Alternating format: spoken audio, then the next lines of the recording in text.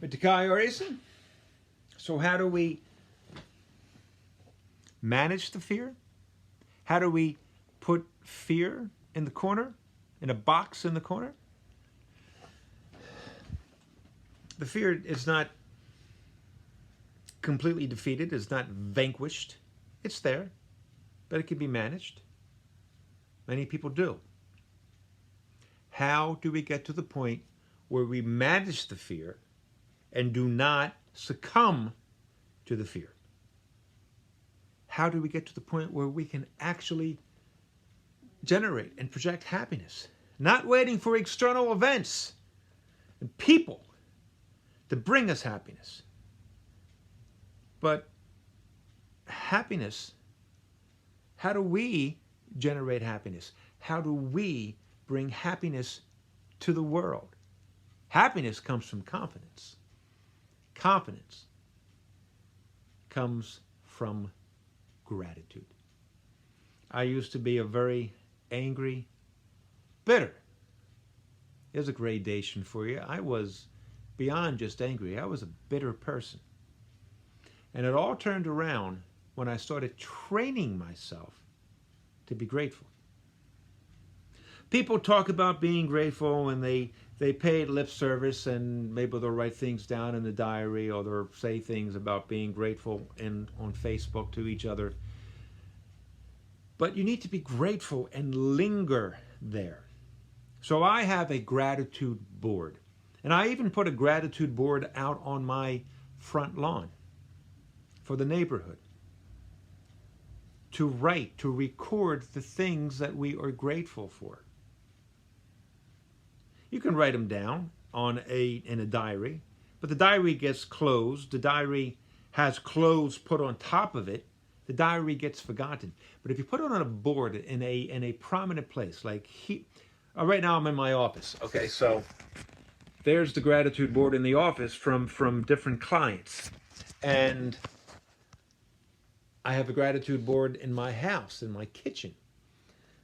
Only way to get to the kitchen is to walk through the dining room. And there it is. There it is. There it is. There's that board.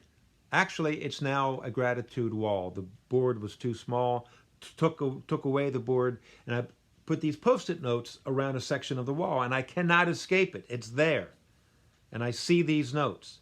And if I really get curious, which I do, several times a week, I walk up to the notes and I read them. And whatever I was grateful for a week, a month, months ago, I'm grateful for it all over again. I'm grateful right now that I'm talking to you. I'm grateful that it's Mother's Day. I'm grateful my mom is alive, and if she were dead, I would be grateful that she had been alive, that she created me, that she birthed me. Grateful for that guitar over there and the pictures and et cetera, et cetera. I'm grateful for you. I'm grateful. And I linger in gratitude, and the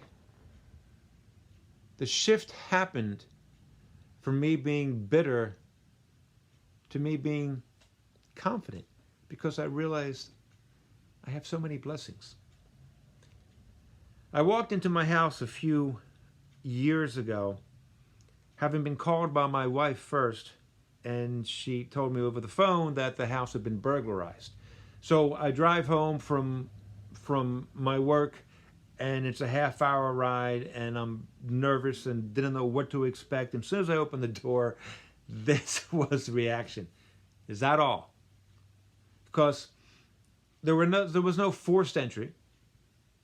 The TV was there, right? I realized that everything that had been taken could be replaced, and it eventually was. Everything. And most important, my wife and son, who could have walked in on the burglars because the burglary happened in broad daylight, they didn't walk in on the burglars. They were fine. And I realized that this gratitude I had been practicing for years had taken root, had taken hold. Just like with COVID-19. I didn't get scared. Maybe for the first week or two, but that was it. And that was it. I'm not scared of it. It exists. There's a lot of challenges that exist. Gratitude will change your life and will stop you from being a fear monger. Will create within you belief, confidence, a bond to your fellow human beings and to God.